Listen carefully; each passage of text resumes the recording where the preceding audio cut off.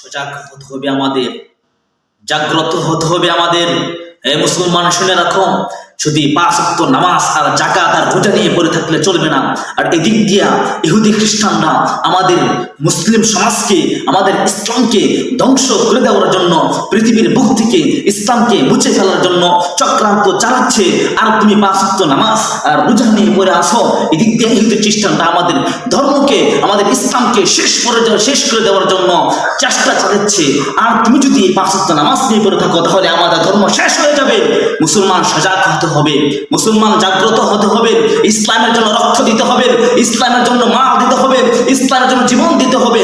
মুসলমান শুনে রাখো, শুনে রাখো মুসলমান, এখন তো অনলাইনের যুগ, ইন্টারনেট ঘাটলেই তো দেখা যায়। দেখো কি পরিমাণ চক্রান্ত চালাচ্ছে ইহুদি খ্রিস্টানরা, আমাদের দেশের মধ্যে কি পরিমাণ চক্রান্ত চালাচ্ছে। দেখো দেখো মুসলমানরা, আজকে আমাদের দেশের মধ্যে একটা নতুন একটা সংগঠন বাইর হয়েছে, নাম তার ইসকন।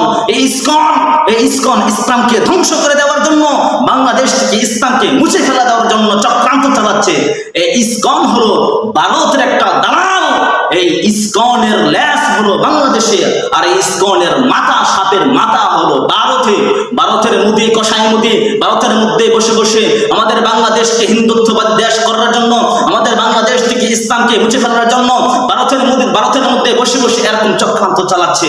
জানোনি মুসলমান, এই ইসকন কিভাবে আমাদের উপর ষড়যন্ত্র চালাচ্ছে? তাদের সংগঠনটা বড় করার জন্য, ইসলামকে মুছে ফেলার জন্য কি পরিমাণ চক্রান্ত চালাচ্ছে জানো মুসলমান?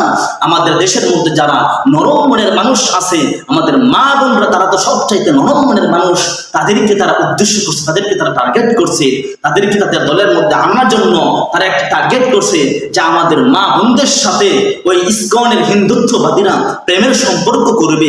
প্রেমের সম্পর্ক করার পর তাদেরকে এমনভাবে প্রেমের সম্পর্ক করবেন যে তাদেরকে বলবেন যে আপনি যদি আমার সাথে প্রেম করেন, তাহলে আমি হিন্দু থেকে মুসলমান হয়ে যাইব।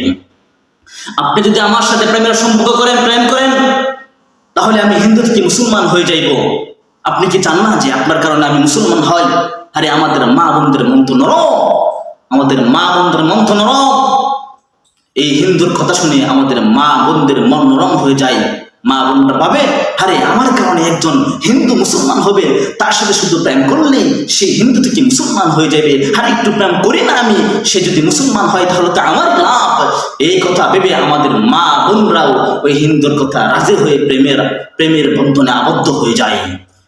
কিছুদিন প্রেম করার পর ওই হিন্দু ওই মেয়ের সাথে বিবাহ বন্ধনে আবদ্ধ হয়। বিবাহ করার পর কিছুদিন যাওয়ার পর ওই আমার বোনের সাথে যখন সে কুকর্মগুলা করে, সহবাস করে, সেই ভিডিওগুলা সে রাখে তার ভিডিওর মধ্যে। রাখার পর সে এই ভিডিওগুলা রাখার পর আমার মা বোনদেরকে সে তালাক দিয়ে দেয়। হিন্দুর বাচ্চা আমাদের মা বোনদেরকে তালাক দিয়ে দেয়, চক্রান্ত করে, ষড়যন্ত্র করে, অত্যাচার করে আমার মা বোনদেরকে তালাক দিয়ে দিই। তালাক দেওয়ার পর তখন ওই হিন্দু আমার মা বোনদেরকে বলে, তুমি যদি আমাদের দলে, আমাদের সংগঠনে যদি আমাদের দলে না আসো, তাহলে তোমার এই ভিডিও, তোমার এই সহবাসের ভিডিও আমি অনলাইনের মধ্যে প্রচার করে দিব। এই কথা বলে আমাদের মা বোনদেরকে তাদের দলের মধ্যে, তাদের সংগঠনের মধ্যে, তাদের দলের মধ্যে যোগ করতে চায়। এইভাবে আমাদের দেশ থেকে আমাদের ইসলামকে ধ্বংস করে দেওয়ার জন্য এই হিন্দুত্ববাদীরা লেগে পড়ে গেছে। আজকে আমাদের সজাগ হতে হবে, আজকে আমাদের সজাগ হতে হবে। মুসলমান শুনে রাখো, শুধু এই কাজ করে না, বরং তারা এমন একটি কাজ করতেছে যে আমাদের মুসলমানকে, আমাদের দেশের মধ্যে আমাদের মুসলমানকে তাদের প্রকাশ্যে হত্যা করে ফেলতেছে। আমাদের চোখের সামনে আমাদের মুসলমানদেরকে হত্যা করে ফেলতেছে। কিছুদিন আগে এক খবর, মুসলমান তো অনলাইনের যুগ, সকলে তো দেখেছেন যে আমার এক ভাই, মুসলমান ভাই, আইনজীবী একজন ভাইকে, সাইফুল আলিফকে মানুষের সামনে প্রকাশ্যে কুপিয়ে হত্যা করেছে। শুধু হত্যা করেন নাই, বরং তাকে 3 টুকরা পর্যন্ত করে ফেলেছে। আরে মুসলমান, আজকে কষ্ট লাগে, আজকে দুঃখের সাথে বলতে হয় যে দেশের মধ্যে 99% মুসলমান, যে দেশের 3.5 লক্ষ মসজিদ থেকে আল্লাহু আকবার দোপনি আসে, যে দেশের মানুষের সকাল হয় আল্লাহু আকবার দোপনি, যে দেশের মধ্যে অধিকাংশ